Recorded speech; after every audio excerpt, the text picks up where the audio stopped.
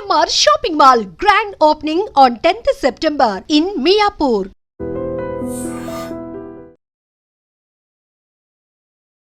So మీ favourite food ఏంటి? Sir favourite food ఏంటి?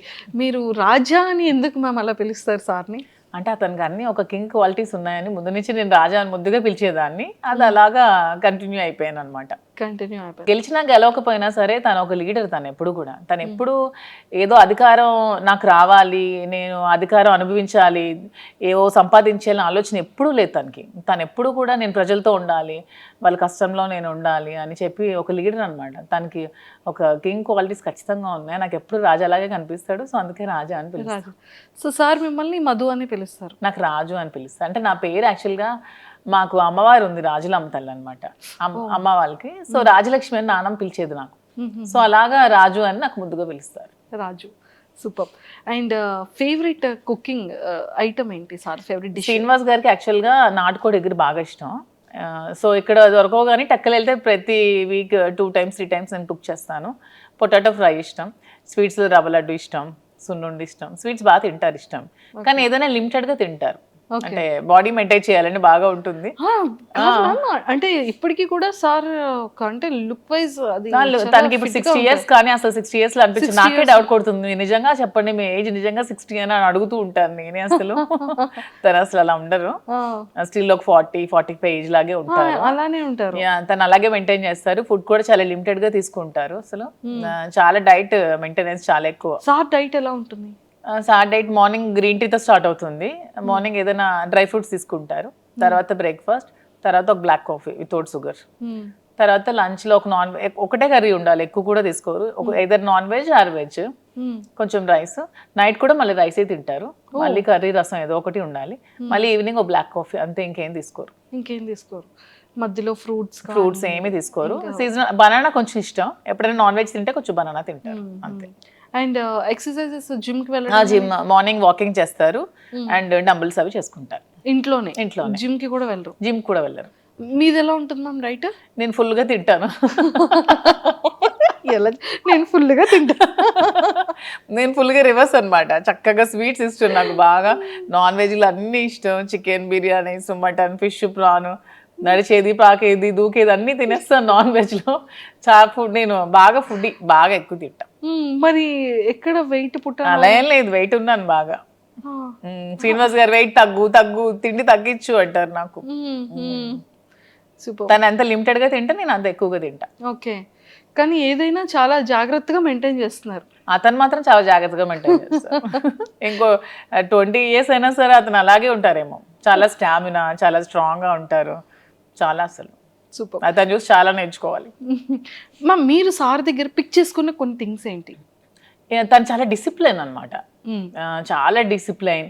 And తన భాష నాకు బాగా ఇష్టం. తను మాట్లాడే మాట ప్రతిదీ కూడా ఎంత చక్కగా మాట్లాడతారంటే ప్రతిదాన్ని బాగా విశదీకరిస్తారు, అంటే అర్థమైనట్టు చెప్తారు. నాకు ఏదో చిన్న డౌట్ ఉన్నా ప్రతిదీ ఎక్స్ప్లెయిన్ చేస్తారు. నేను లా ఎగ్జామ్స్ రీసెంట్గా ఫస్ట్ ఇయర్ కంప్లీట్ చేశాను. నాకు దగ్గరుండి ఎగ్జామ్స్కి ప్రిపేర్ చేయించారు. తను కూడా లా స్టూడెంట్, లా చదువుకున్నారు కదా. ఎక్స్ప్లెనేషన్ కానీ తన భాష నాకు బాగా ఇష్టం. తనలాగా నాకు తెలిసి స్టేట్లో 2 states లో ఎవరు కూడా మాట్లాడలేరు, అంత బాగా మాట్లాడతారు ప్రతిదాన్ని. తెలుగు ఏ టాపిక్ ఇచ్చినా తెలుగు. తన భగవద్గీత, రామాయణం, మహాభారతం, భాగవతం అన్నీ చదివేశారు. అన్ని సరళమైన భాషలు అన్నీ చదువుకున్నారు. తనకి చాలా నాలెడ్జ్ ఉంది. అసలు ఏ టాపిక్ ఇచ్చినా సరే అనర్గళంగా మాట్లాడతారు. చూసుకోవాల్సిన అవసరం లేదు. మీరు ఈ టాపిక్ మీద మాట్లాడండి అంటే నెక్స్ట్ సెకండ్ చాలా అనర్గళంగా మాట్లాడేస్తారు. కానీ చాలా డేర్ అండ్ డాష్. చెప్తున్నాను కదా, 2 states లో దువ్వాడ శ్రీనివాస్ లాంటి పర్సన్ ఎవరు ఉండరు. అంత డేరింగ్ అండ్ డాషింగ్. అతని నిజాయితీయే అతనికి ధైర్యం. అతను నిజాయితీగా ఉంటారు కాబట్టి అంత డేరింగ్ అండ్ డాషింగ్గా ఉంటారు. ఎందుకంటే ఎవరు మా ఇష్యూ మీద కామెంట్ చేస్తారు తప్పితే శ్రీనివాస్ గారి మీద కామెంట్ చేయడానికి ఎవరికైనా ఒక్కటైనా ఉందా ఏదైనా సరే? ఎందుకంటే తను కరప్షన్ అనేది అసలు చేయరు. ఎక్కడ కూడా అధికార దుర్వినియోగం నాకు తెలిసి ఇంతవరకు ఎమ్మెల్సీగా 3 years నుంచి 4 years నుంచి చేస్తున్నారు. ఎక్కడ కూడా అధికార దుర్వినియోగం తను చేయలేదు. అధికారంలో ఉన్నప్పుడు కూడా ఎక్కడా కూడా మిస్యూజ్ చేసుకోలేదు. తన వైఎస్ఆర్సీపీలో ఉన్నప్పుడు కూడా అసలు కంప్లీట్గా సంపాదించుకోకుండా 0 stage ఒక రాజకీయాల్లో కూడా ఉన్నాడంటే ఒక దువ్వాడ శ్రీనివాస్ గారు మాత్రమే. సూపర్. అండ్ ఎప్పుడైనా సరే ఈ ఇష్యూస్ తర్వాత ఫినాన్షియల్గా ఏమైనా స్ట్రగుల్ చూసారమ్మా? చాలా చూస్తాం మేము. ఇష్యూ తర్వాత ఆస్తులన్నీ తను వానికి రాసి పెట్టేశారు కదా, రాసి పెట్టేశాక ఇంకా జీరో బ్యాలెన్స్తో ఉన్నారు. అప్పుడు ఇద్దరం కూర్చొని ఏం చేయాలి, అతను కొంచెం టెన్షన్ అయినప్పుడు నేనే ధైర్యం చెప్పి పేరెంట్స్ నాకు ఇచ్చిన ప్రాపర్టీస్ని సేల్ చేశాను నేను ఈ బిజినెస్ కోసం. వైజాగ్లో ఫ్లాట్ సేల్ చేశాను, మంచి ఫ్లాట్ ఉండేది నాకు స్కై పార్క్లో, అది సేల్ చేసేసాను. నాన్నిచ్చిన కొన్ని సైట్స్ సేల్ చేశాను, గోల్డ్ కొంచెం సేల్ చేశాను, గోల్డ్ బ్యాంక్లో పెట్టాను, అన్నీ పెట్టి ఇన్వెస్ట్మెంట్ తీసుకొని మేము బిజినెస్ స్టార్ట్ చేసాం. సీరియస్లీ అంటే ఒక ఇష్టం ఎంత టర్న్ చేస్తుంది అనేది అవును, మాదే ఎగ్జాంపుల్. చాలా ఎందుకంటే తను ఒక 50 crores వరకు ఒక మైండ్లో ఇన్వెస్ట్ చేశారు. ఎలక్షన్ రిజల్ట్ రోజే ఆ మైండ్ని స్టాప్ చేశారు. 50 crores లాస్ అయ్యారు. అయినా సరే తన హార్ట్కి తీసుకోలేదు. ఇంకెవరైనా అయితే కొలాప్స్ అయిపోతారు. అయినా సరే చాలా స్ట్రాంగ్గా నిల్చున్నారు. ఎందుకంటే తను ఎప్పుడు మనీని అంత ప్రయారిటీ ఇవ్వరు కాబట్టి దేనికి కృంగిపోరు, దేనికి పొంగిపోరు, నార్మల్గా ఉంటారు. తను ఏదైనా సరే చాలా బ్యాలెన్స్డ్గా తీసుకుంటారు. సో ఆ టైంలో నేను ధైర్యం చెప్పి సపోర్ట్ చేస్తూ బిజినెస్ స్టార్ట్ చేసాం. ఏదైనా ఒక మగవాడి సక్సెస్ వెనకతలో ఒక ఆడది ఉంటుంది. ఆడదాని సక్సెస్ అని కూడా మగవాడు ఉంటాడు. ఇద్దరికి బ్యాలెన్సింగ్ గా ఉంటుంది. సూపర్. అండ్ ఇప్పుడు ఎలా ఉందమ్మా, అంటే ఇప్పుడు ఫినాన్షియల్ గా బాగానే ఉన్నాం, బాగుంది, బిజినెస్ రన్ అవుతుంది, మంచిగా ఉంది, బాగుంది. మరి వైజాగ్ లో తీసుకుంటారా? మీ ఫ్లాట్ సేల్ చేశారు కదా, మరి అది తీసుకుంటారా? లేదు, నాకు హైదరాబాద్ నచ్చింది, హైదరాబాద్ లో తీసుకుంటాం. హైదరాబాద్ నచ్చింది. ఓకే, హైదరాబాద్ నచ్చింది. హైదరాబాద్ పీపుల్ చాలా బాగున్నారు. ఎంత సపోర్టివ్గా ఉంటారంటే ఒకళ్ళు ఎదుగుతూ ఉంటే వెనక్కి లాగాలని చూడరు. హైదరాబాద్లో నేను అబ్జర్వ్ చేశాను, చాలా సపోర్టివ్గా ఉంటారు. బిజినెస్ పరంగా కూడా చాలా సపోర్ట్ చేస్తారు. ఒకరికొకరు బాగా సపోర్టింగ్గా ఉన్నారు. నాకు ఇక్కడ హైదరాబాద్ వచ్చాక చాలా మంది పరిచయం అయ్యారు. ప్రతి ఒక్కరు కూడా ఒకరు ఎదిగితే వెనక నుంచి బ్యాక్ సపోర్ట్ చేసిన వాళ్ళని తప్పితే లాగే వాళ్ళని నేనైతే చూడలేదు. హైదరాబాద్ చాలా బాగుంది. సూపర్. సో మొత్తానికి లైఫ్లో కొన్ని థింగ్స్ మనం నేర్చుకుంటూ ఉంటాం. చెప్పి నేర్చుకునేది వేరు, మన పర్సనల్గా మన జర్నీని మనం చేసేటప్పుడు రియల్గా తెలుసుకున్న కొన్ని సిచ్యువేషన్. నేను రియాలిటీగా నా లైఫ్లో ఏం నేర్చుకున్నానంటే జీవితంలో ఎవరికి అప్పు ఇవ్వకూడదని నేర్చుకున్నాను. అయ్యో, నేను బిజినెస్ పెట్టక ముందు చాలా మందికి అమౌంట్ ఎవరు అడిగితే వాళ్ళకి చాలా మందికి అప్పులు ఇచ్చాను. చాలా మందికి ఎవ్వరు కూడా రిటర్న్ ఇవ్వలేదు.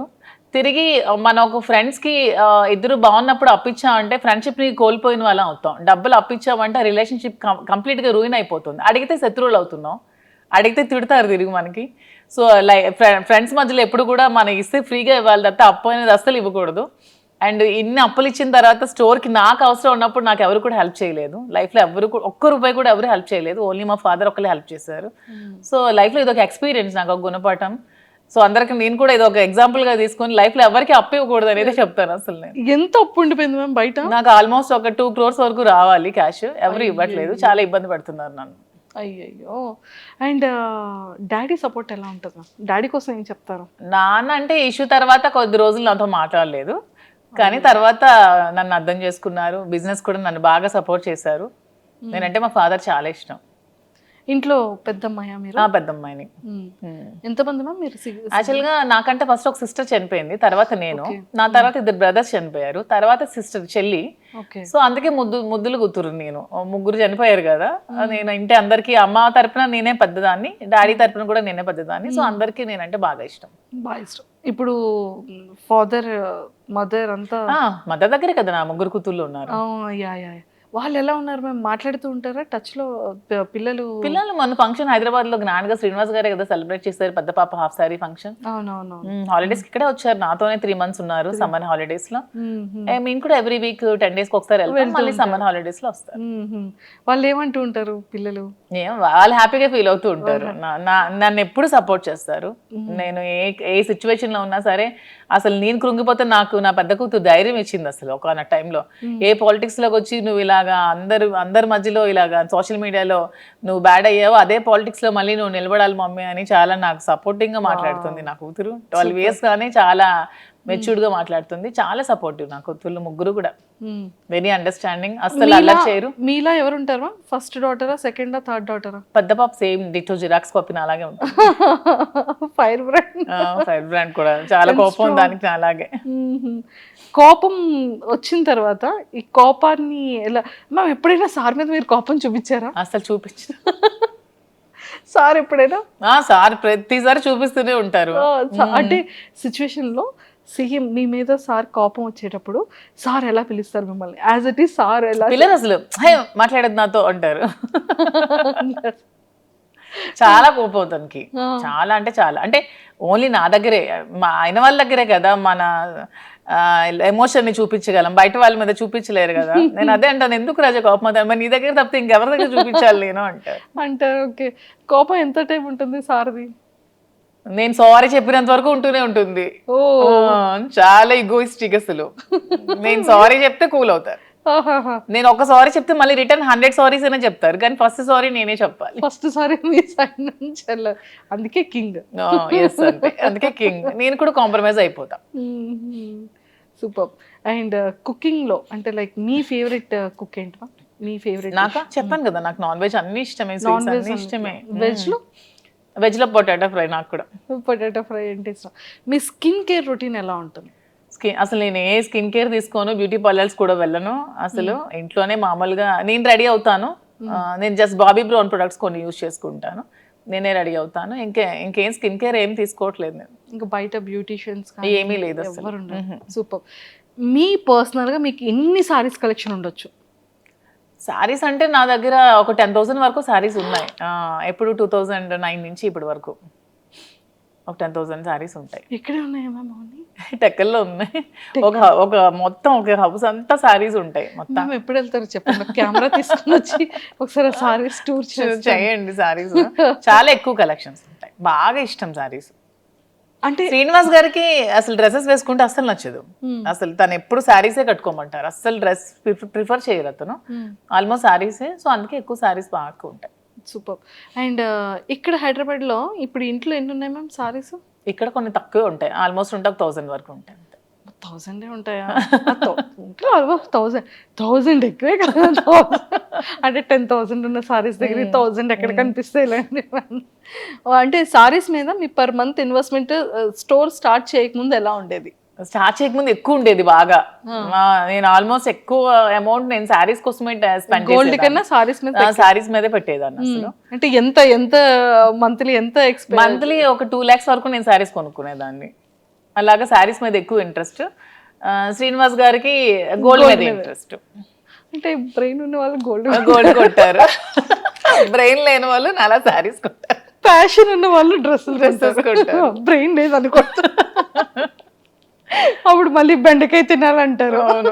వద్దు, మనం అసలుకే పొటాటో బ్యాచ్. సూపర్.